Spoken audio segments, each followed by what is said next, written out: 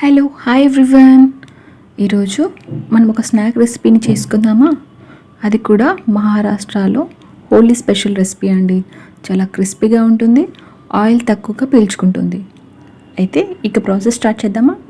ముందుగా ఒక గిన్నె తీసుకొని అందులో కాస్త ఆయిల్ వేసుకొని ఆయిల్ బాగా వేడైన తర్వాత కాస్త మెంతికూర వేసుకొని ఫ్రై చేసుకోవాలి.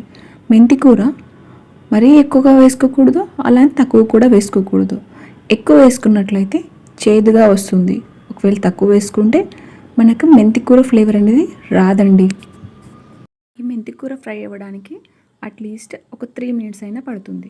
ఇది ఫ్రై అయిన తర్వాత తీసి పక్కన పెట్టుకొని ఒక ప్లేట్ తీసుకొని అందులో 1 కప్పు లేదా 2 కప్పులు గోధుమ పిండిని జల్లి ఆడించుకొని పట్టుకొని అందులోనే 1/2 కప్పు దాకా సూజీ రవ్వ, అలాగే కాస్త వాము నలిపి వేసుకొని పసుపు, ఉప్పు, మిరియాల పొడి, కాస్త కారం వేసుకొని మంచిగా మిక్స్ అయ్యేలా కలుపుకోవాలండి.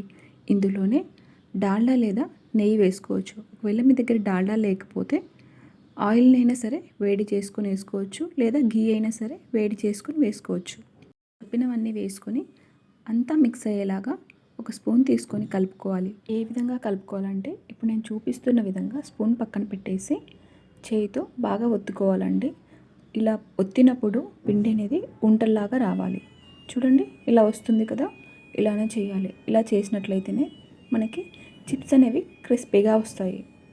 బాగా మిక్స్ అయ్యేలా కలుపుకున్న తర్వాత మనం ముందుగా ఫ్రై చేసి పెట్టుకున్న మెంతి కూరను ఇందులో వేసి ఈవెన్గా కలిపి కొంచెం కొంచెం వాటర్ వేసుకుంటూ పిండి కలుపుకుంటాం కదా, సేమ్ అలానే కలుపుకోవాలి.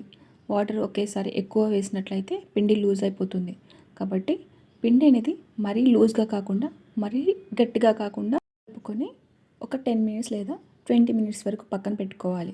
20 మినిట్స్ అయిన తర్వాత పిండిని తీసుకొని మళ్ళీ ఒకసారి 10 మినిట్స్ వరకు లేదా 15 మినిట్స్ వరకు ఇలా కలపాలండి. ఇలా కలిపితేనే పిండి అనేది కాస్త మృదువుగా వచ్చి మనకు చిప్స్ అనేవి క్రిస్పీగా వస్తాయి.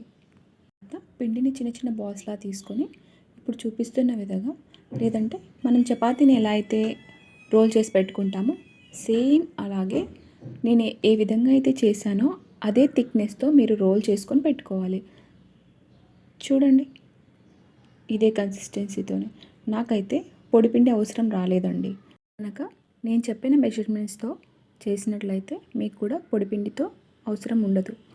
ఇలా చపాతీ రోల్ లాగా చేసుకున్న తర్వాత ఒక నైఫ్ తీసుకొని ఇలా రెక్టాంగిల్ లేదా స్క్వేర్లా కట్ చేసుకొని అందులోనే చిన్న చిన్న ట్రయాంగిల్స్లా కట్ చేసుకొని మధ్య మధ్యలో ఘాట్లు పెట్టుకోవాలి.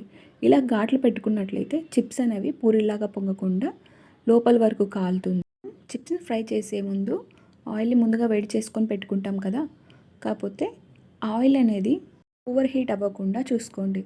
అండ్ మనం చిప్స్ వేసేటప్పుడు మనం లో టు మీడియం ఫ్లేమ్లో పెట్టి మాత్రమే ఈ చిప్స్ని ఫ్రై చేయాలి.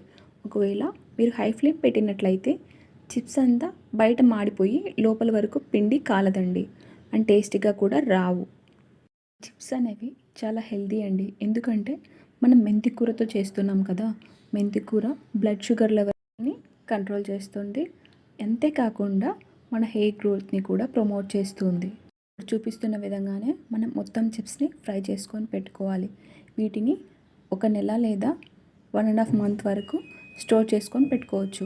చూడండి ఎంత క్రిస్పీగా, చేతికి ఆయిల్ కూడా అంటుకోకుండా వచ్చాయో. ఒకసారి మీరు కూడా ట్రై చేసి నా కమెంట్ సెక్షన్లో ఎలా వచ్చాయో చెప్పండి.